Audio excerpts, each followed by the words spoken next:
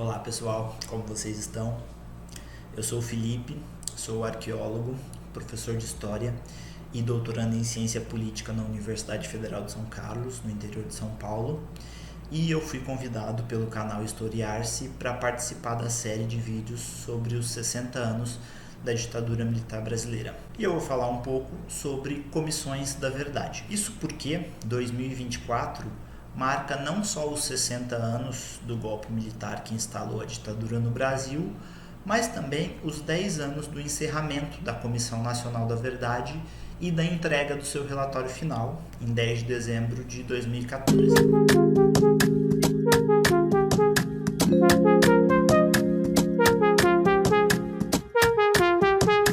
Mas o que é uma Comissão da Verdade e para que ela serve? Antes de responder essas perguntas, é importante eu falar um pouco sobre o termo política de memória. Isso porque uma Comissão da Verdade nada mais é que uma política de memória.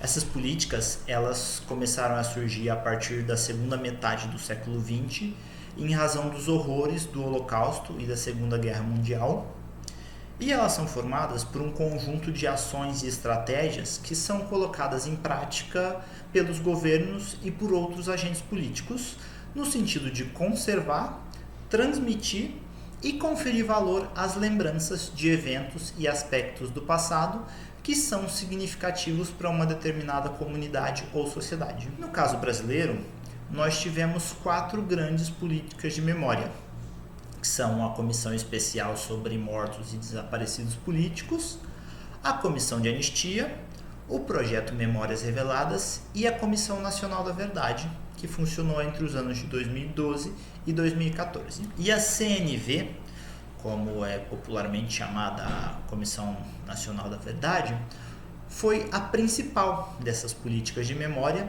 e um marco na luta das vítimas da ditadura pela elucidação do passado. Isso porque foi a primeira vez que o Estado brasileiro se mostrou efetivamente disposto a investigar os crimes contra os direitos humanos, os assassinatos, as torturas e os desaparecimentos da ditadura.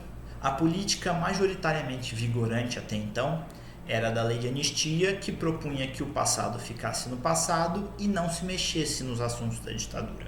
Essa situação fez com que o Estado brasileiro, mesmo depois da redemocratização, fosse uma espécie de cúmplice dos tempos da ditadura. Isso se deve pela forma como os próprios militares conduziram a sua saída do poder, garantindo mecanismos que possibilitassem uma espécie de tutela militar sobre a sociedade civil e que impedissem a punição de crimes praticados. E o principal desses mecanismos é justamente a lei de anistia. Então, do fim da ditadura em 1985 até a instalação da CNV, levou quase 3 décadas para que o Estado brasileiro passasse a investigar as ações da ditadura.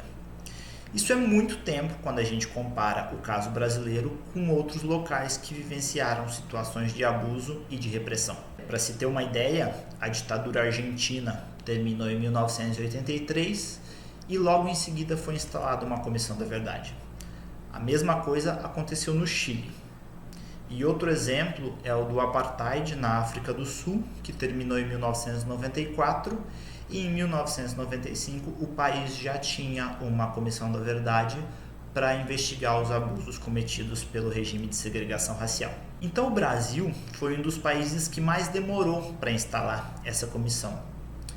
E muito por conta dessa demora foi que a CNV gerou uma grande expectativa por parte de setores da sociedade que se mobilizavam na luta das vítimas da ditadura e seus familiares. Só que além dessa expectativa, a CNV acabou gerando uma peculiaridade no caso brasileiro que não aconteceu em nenhum outro lugar do mundo, que foi o surgimento de outras comissões da verdade em escala menor que a matriz nacional. Esse é um fenômeno que foi chamado de comissionismo e que teve o termo cunhado pela professora Cristina Buarque de Holanda.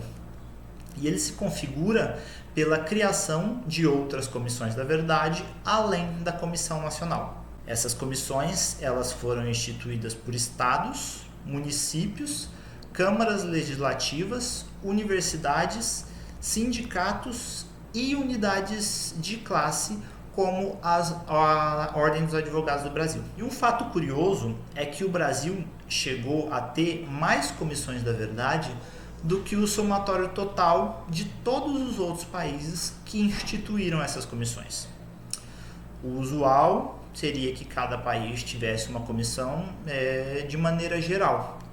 Mas no caso brasileiro, foram mais de 90 comissões da verdade instituídas. Mas então, o que foram essas comissões e para que elas serviram?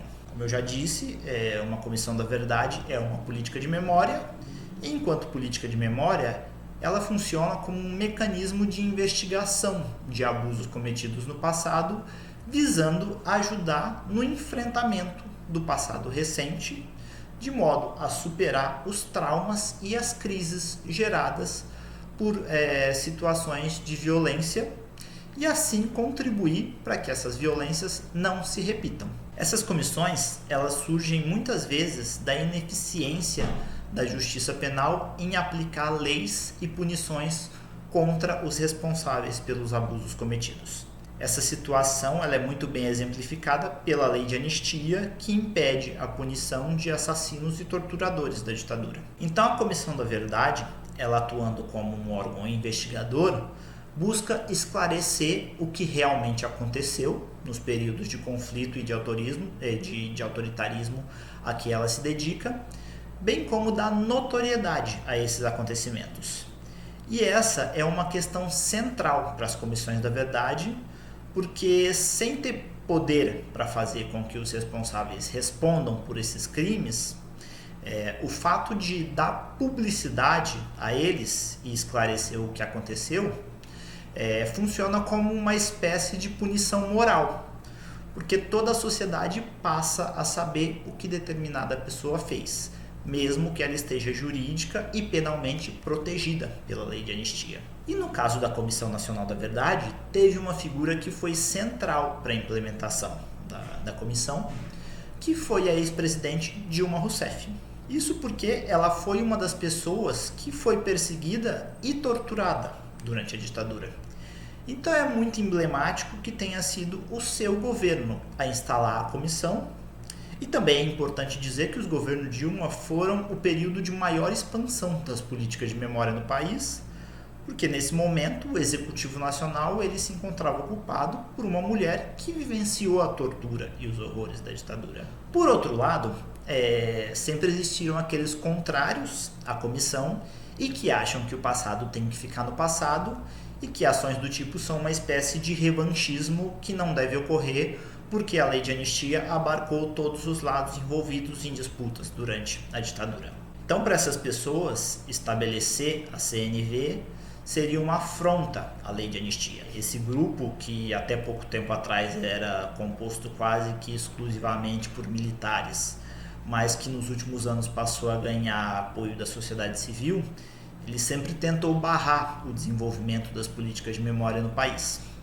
Só que eles não conseguiram impedir o funcionamento da CNV, e mesmo que existam muitas críticas pertinentes à forma como os trabalhos foram conduzidos pela comissão, a gente não pode negar que ela foi um marco e uma vitória não só para a justiça de transição, mas para a democracia brasileira como um todo. A CNV ela investigou uma série de mortes e desaparecimentos, inclusive de pessoas importantes no cenário político e social brasileiro, como o ex-presidente João Goulart, o deputado Rubens Paiva, cujo corpo permanece desaparecido até hoje, e a estilista Zuzu Angel, que foi morta enquanto investigava o desaparecimento do filho, que já havia sido assassinado pela ditadura. No geral, a CNV apresentou um total de 434 pessoas mortas pela ditadura brasileira, e chegou-se a esse número depois de 2 anos e meio de trabalho, em que foram tomados depoimentos e ouvidas vítimas e acusados de envolvimento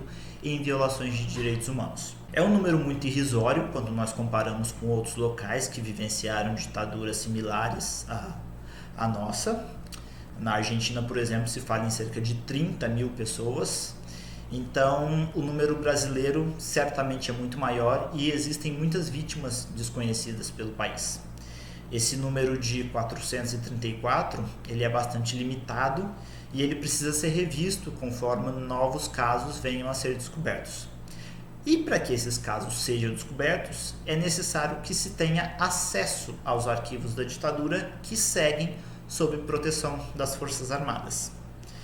Nem a CNV conseguiu acesso a muitos desses arquivos. Investigar a circunstância da morte e do desaparecimento de pessoas é crucial para se dar uma resposta à sociedade e às famílias dessas pessoas.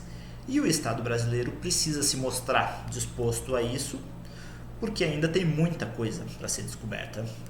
Dessas 434 pessoas listadas pela CNV, 33 tiveram seus corpos localizados graças aos trabalhos da comissão.